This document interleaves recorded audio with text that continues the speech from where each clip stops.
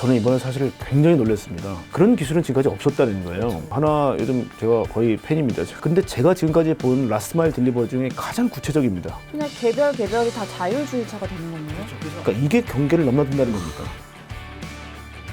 한경 글로벌 마켓 한글마 구독자 여러분 안녕하세요. 한국경제신문 허란 기자입니다. 오늘 여의도 나우에서는 CS2022의 완결편으로 투자 관점에서 결국 어떤 제품과 기술이 시장의 선택을 받게 될지를 살펴보도록 하겠습니다. 미래 기술의 달인 고태봉 하이투자증권 리서치 센터장님 나오셨습니다. 안녕하세요. 네, 안녕하세요. 이번 CS2022의 그 리포트 주제를 새로운 공간으로의 확장 이렇게 정하셨어요. 여기서 말하는 새로운 공간이란 게 뭔가요? 처음으로는 뭐냐면 피지컬 월드, 즉 물리 세계에서는 저희가 2차원 공간에서 자율주행, 전기차 이런 얘기 많이 했죠. 2016년, 17년도에 이제 이항, 그다음에 벨 이런 데가 나오면서 이제는 전기 비행기가 하늘을 날겠대요. 그게 이제 AAM 혹은 UAM의 개념입니다. 그래서 2차원에서 3차원으로 확장이 되더니 급기야 올해는 스페이스 테크놀로지, 우주로 가자는 겁니다. 우주 시대가 본격 열렸죠. 그래서 그게 일단은 피지컬 공간, 즉 물리적 공간에서 확장이 하나고요. 또 하나는 세계가 바뀌어요. 물리 세계 혹은 리얼 월드에서 우리가 메타버스로 가는데요. 그러니까 저희가 좀 구분을 하면 유니버스, 즉 우주라는 표현이 윤이라는 접두사가 보통 하나의 이런 의미고요. 메타가 초월의, 이상의 이런 뜻입니다. 그래서 유니버스에서 메타버스로의 변화. 그래서 이 공간의 어떤 확장.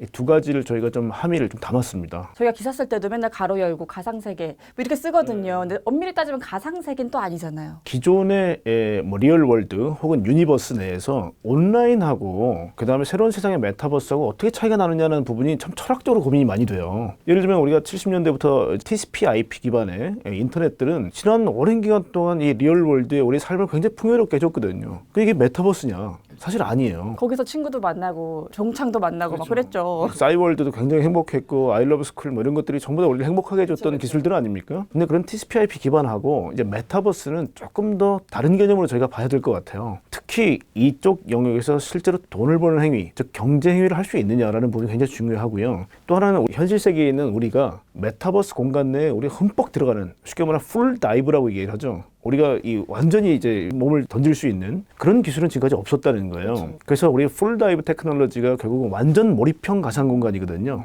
자, 이렇게 한번 볼게요.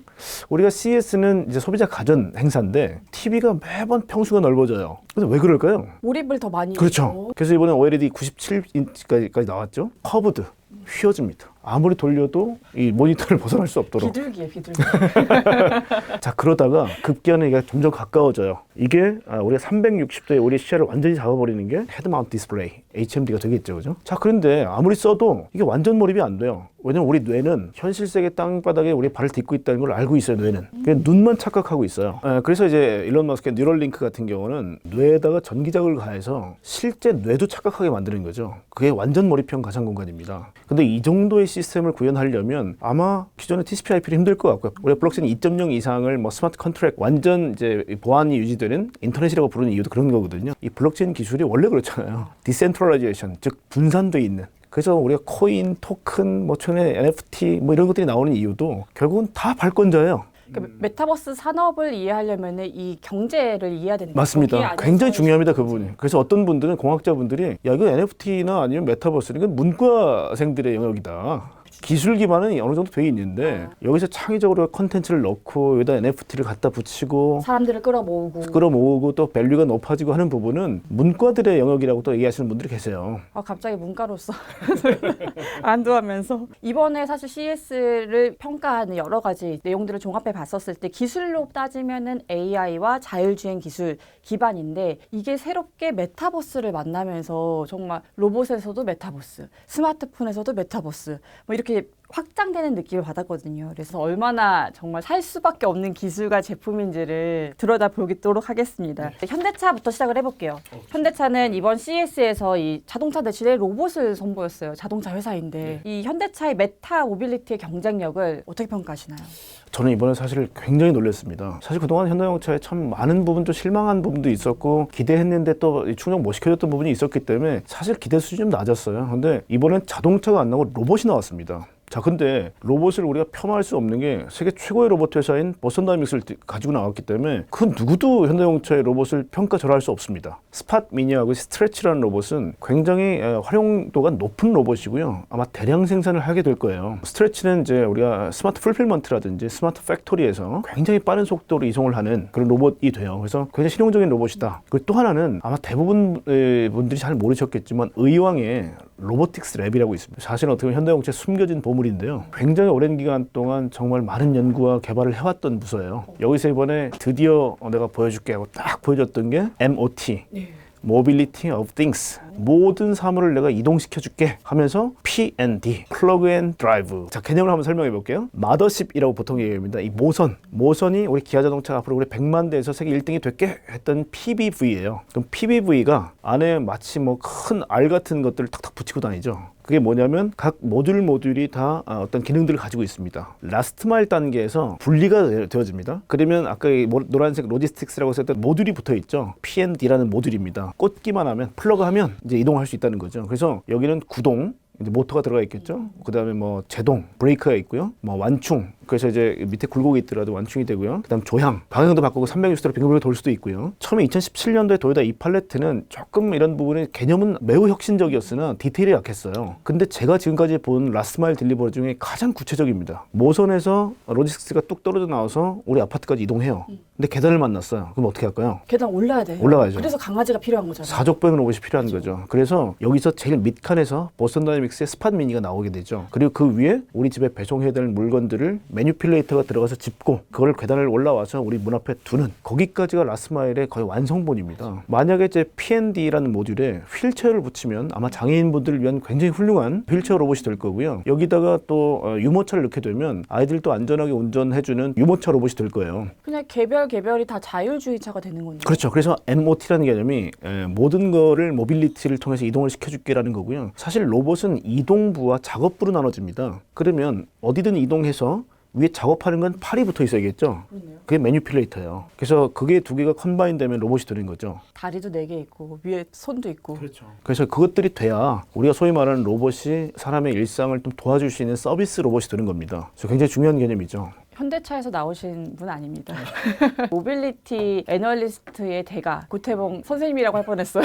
고태봉 센터장님. 이름이 워낙 촌스러워서 뒤에 선생님을 붙이니까 무슨 도사 같은 느낌이. 하지만 개인적으로도 놀랬다라는 표현을 쓸 만큼 이번에 현대차의 메타 모빌리티 경쟁력을 확인했다라는 평가를 내주셨고요. 이번에 뭐 삼성전자도 그랬고 이제 가정 안에서 가전제품 안에서 이렇게 막 로봇이 돌아다니는 상황을 많이 보여줬는데요. 이렇게 산업 현장에서 쓰던 로봇이 가정으로 들어왔을 때의 가장 좀 특징이라고 할까요? 그건 뭐 서비스 로봇, 즉 우리 곁으로 로봇이 오려면 제일 중요한 게 뭐겠습니까? 이동성. 그렇죠. 배터리. 플러그를 잘라야 돼요. 그러면 배터리. 그래서 배터리가 이번에 뭐 굉장히 많은 얘기들이 나왔었죠. 뭐 SK 이노베이션이 미국에 있는 회사하고 손잡고. 네, 플러그 파워랑 손잡고 전고차 전지도 뛰어든다고 그러고. 그게 뭐냐면 이제 뭐 삼성도 그렇고 사실 도요타도 굉장히 많은 기술을 가지고 있는데 전고차 배터리 같은 경우는 뭐 킬로그램당 이제 500와트 정도가 나오니까 사실은 로봇한테 굉장히 좋은. 그리고 테슬라가 이번에 뭐 테슬라 봇이 나올 때도 이 다리통하고 팔통 사이사이에 배터리를 넣어서 그렇게 쫙 빠진. 왜냐면 키가 뭐 170쪽에 50몇 킬로에 아주 아이돌 같은 로봇이 나오려면 배터리의 효율성이 굉장히 높아야 되거든요.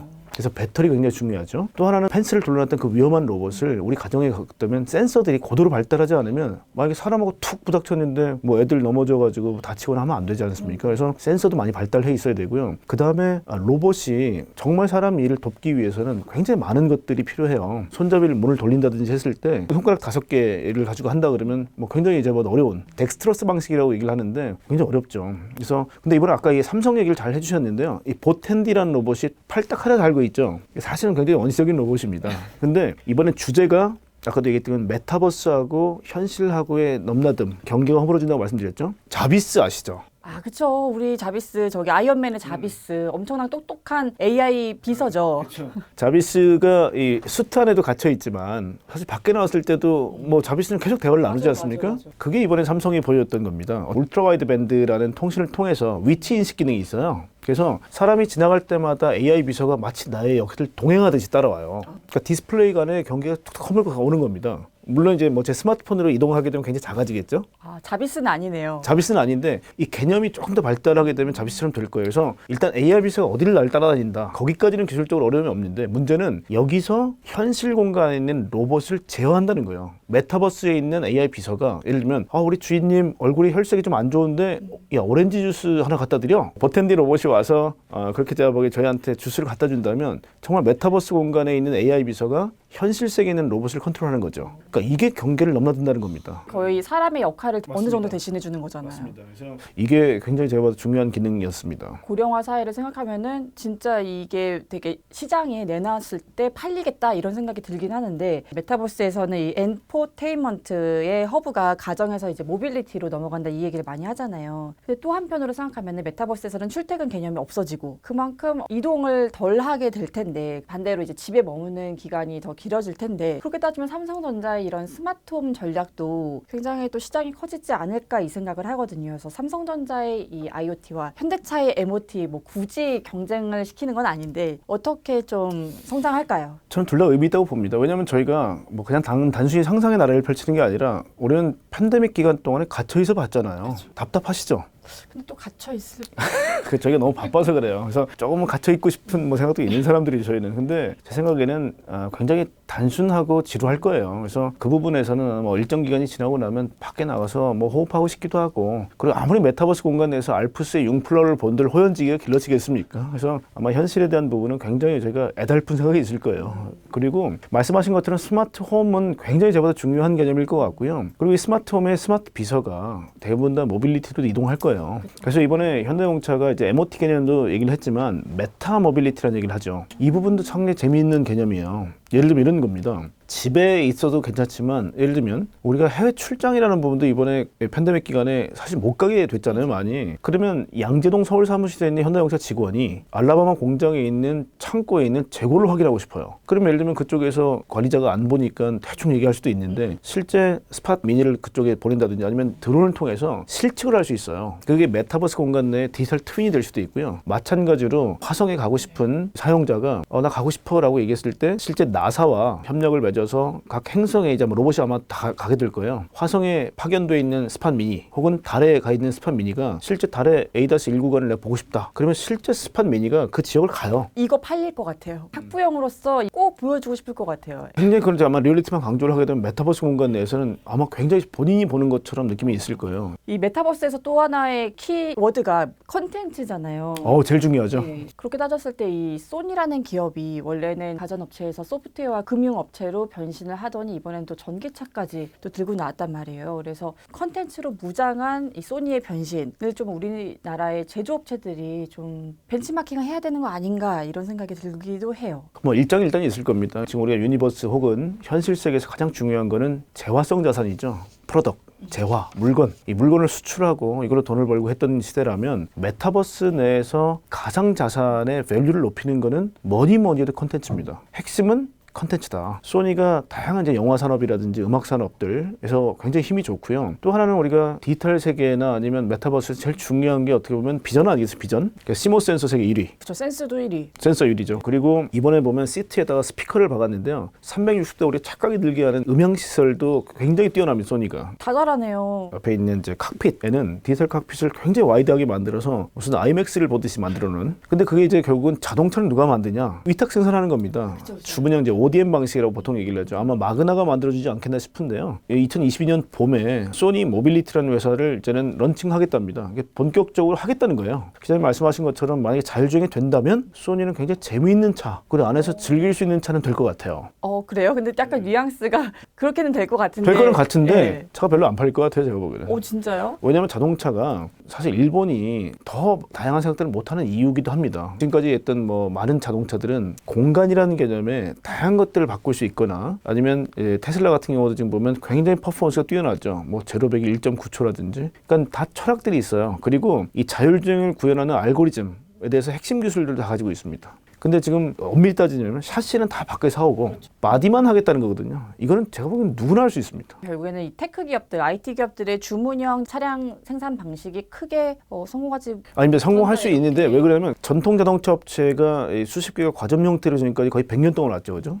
그리고 이 기업들이 죽지도 살지도 않는 이유가 굉장히 노동 유발 계수가 크기 때문에 무너져도 쳐내지 못합니다. 그래서 대부분 살려두죠. 그래서 죽어도 안 죽습니다. 자동차가. 근데 이 자동차가 저희가 생각했을 때는 인도나 중국처럼 13, 14억 대국이 자동차를 모토라이제이션이 돼서 사기 시작하면 야 이거 1억 4천, 1억 5천만 대가 금방 늘어나는 거 아니야? 라고 생각했었는데 2017년도에 9,400만 대를 팔았는데 연간 2040년도에 9,700만 대 판대요. 요즘 예측이 그렇습니다. 하나도 늘어나지 않는데요. 메타버스로 집에 있어서 그런 거 아니에요? 그럴 수도 있고 아니면 자율주행이 되건 로보택시가 될 수도 있는 거고요. 공유경제가 될 수도 있는 거고. 그래서 하나도 늘지 않는데 참가자, 이 시장의 플레이어들은 어마어마하게 늘어납니다. 그렇죠. 테슬라, 뭐 니오, 샤오펑, 리상, 뭐 루시드, 뭐 리비안, 뭐 굉장히 많은 차들이 들어오죠. 거기다가 말씀하셨던 이제 주문형 차량, 애플, 소니.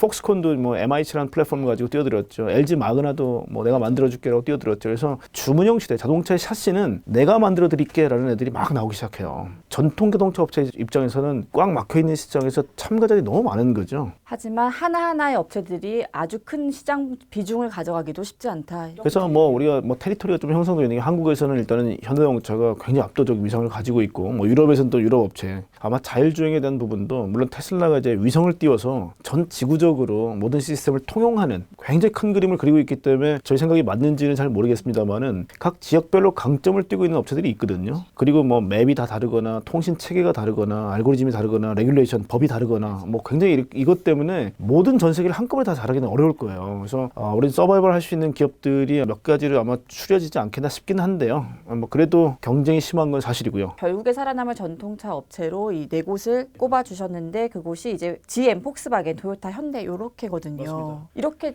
네 곳을 좋게 보시는 이유는 뭘까요? 일단은 손잡은 업체들이 보통 업체들은 아닙니다. 그러니까 자본력이 있어야 가능했던 얘기들이고요. 그 다음에 지금 캐시플로우가 상당히 좋습니다. 주식시장 내에서는 이제 우리가 스트랜디드 에셋, 좌초자산이라고 불리는 게 토요타는 1,000만 대를 없애야 될 대상으로 보는 거고요. 현대자동차 그룹은 900만 대를 없애야 될 대상으로 보는 거예요. 리비안이 왜 100조가 넘는 거예요? 라고 얘기했을 때 답은 뭐냐면 없앨 게 없어요.